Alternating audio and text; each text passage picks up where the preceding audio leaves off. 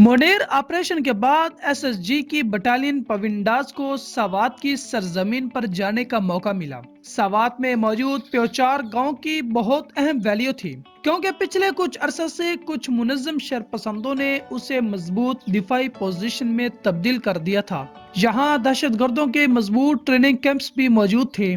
Major general Haroon Aslam نے commanding officer lieutenant colonel Irfan Zafar کو اس آپریشن کی ذمہ داری سونپی۔ 15 مئی 2009 کی شام کو اس مشن کے لیے ٹیمیں تشکیل دے دی گئیں۔ پونڈاس بٹالین کی ابراہیم کمپنی سے ایک ٹیم کی قیادت کیپٹن بلال ظفر کر رہے تھے، جبکہ دوسری ٹیم کو نائب صوبیدار کمانڈ کر رہے تھے۔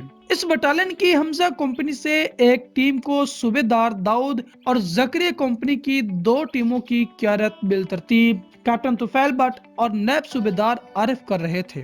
پوری فورس تقریباً 50 آپریٹرز پر مشتمل تھی۔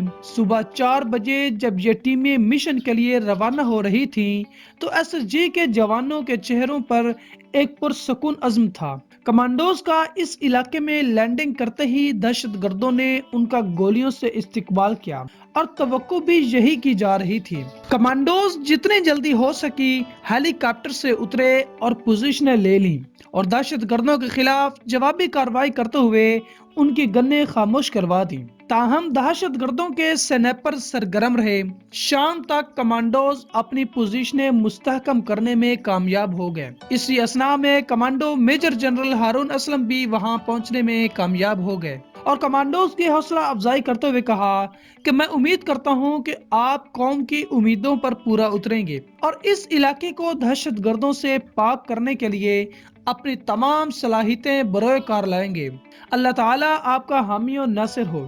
ٹارگٹ سامنے تھا اور دشمن کے سنیپرز اپنی پوزیشن پر تھے اور متوقع حملے کے لیے تیار تھے۔ سٹاف آفیسر محمد آصف نے کمانڈوز کو علاقے اور دشمن کی پوزیشن کے بارے میں بریفنگ دی۔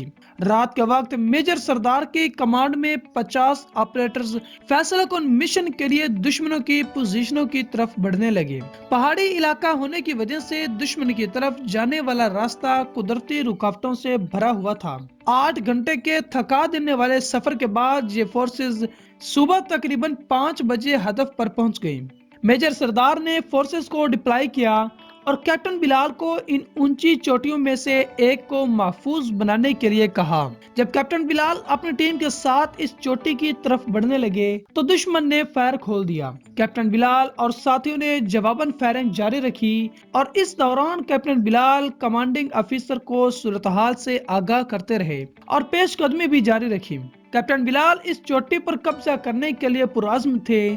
ان کی ٹیم ہدف سے کچھ دور ہی تھی جب ایک RPG راؤنڈ نے کیپٹن بلال کو نشانہ بنایا اور قوم کا یہ بہادر بیٹا اپنے وطن پر قربان ہو گیا۔ کیپٹن بلال ہمیشہ ہی کہتے تھے کہ گولی میرا کچھ نہیں بگاڑ سکتی اور پھر ایسا ہی ہوا۔ کیپٹن بلال کی شہادت کے بعد کیپٹن طفیل بٹ نے اس ٹیم کی کمانڈ سنبھالی۔ سولجر محمد معروف اور ماجد اس حملے میں زخمی ہو گئے اور دن بھر فائرنگ کا تبادلہ جاری رہا۔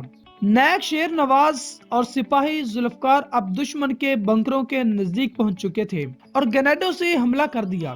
اس حملے میں دشمن کو بھاری نقصان اٹھانا پڑا۔ میجر جنرل ہارون اسلم نے جوانوں کا مزید حوصلہ بڑھایا اور کہا کہ دشمن کے قبضے میں موجود آخری چوٹی کو بھی شام تک آزاد کروا لیا جائے۔ میجر سردار نے آپریشن کی منصوبہ بندی کی اور کیپٹن عامر کی کمانڈ میں فائر بیس سے ہیوی آرٹلری فائر کرنے کا مطالبہ کیا۔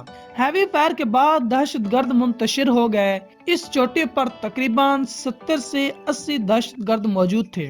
جیسے ہی کیپٹن طفیل کی ٹیم اس چوٹی کے نزدیک پہنچی تو دشمن نے دوبارہ فائر کھول دیا۔ دوسری طرف سے حالیہ شہادت پانے والے کیپٹن بلال کی ٹیم نے بھی فائر کھول دیا۔ ایک گولی سپاہی ذوالفقار کے سینے میں لگی۔ سپاہی امجد اقبال اور لانس نائک گلزار بھی زخمی ہو گئے، لیکن دشمن اس حملے کا مقابلہ نہ کر سکا اور مارا گیا۔ فورسز نے اس چوٹی پر رات گئے نماز ادا کی اور کامیابی سے قوم کی توقعات پر پورا اتری۔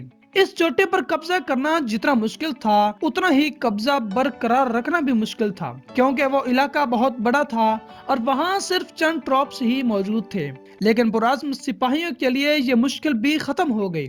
اس چوٹی کے ساتھ ایک گاؤں تھا۔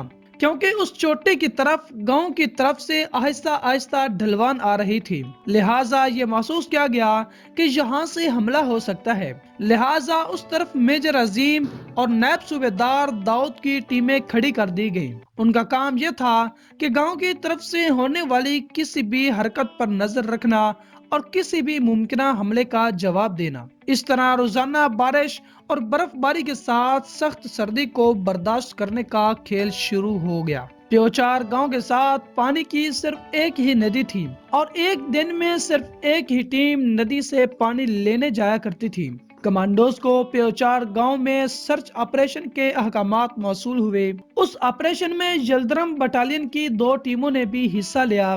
पविंदास की क़यादत मेजर अजीम कर रहे थे और उसके अलावा कैप्टन तुफैल भट्ट और नायब सूबेदार दाऊद भी अपनी टीमों के साथ मौजूद थे। इस ऑपरेशन के पहले ही दिन भारी असला और केमिकल लेबोरेटरीज को बरामद कर लिया गया और दूसरे दिन दुश्मन की खोदी गई सुरंगें और मकानात को धमाका खेज मवाद से तबाह कर दिया गया और इस तरह ऑपरेशन प्योचार पाया तकमील को पहुंचा।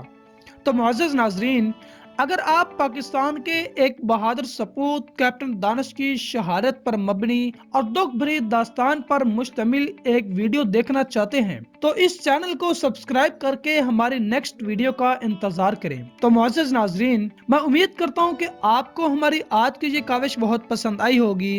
अगर पसंद आई है तो इस चैनल को सब्सक्राइब, वीडियो को लाइक और शेयर करना मत भूलिए। मिलते हैं एक नए वीडियो के साथ, तब तक के लिए अल्लाह हाफिज।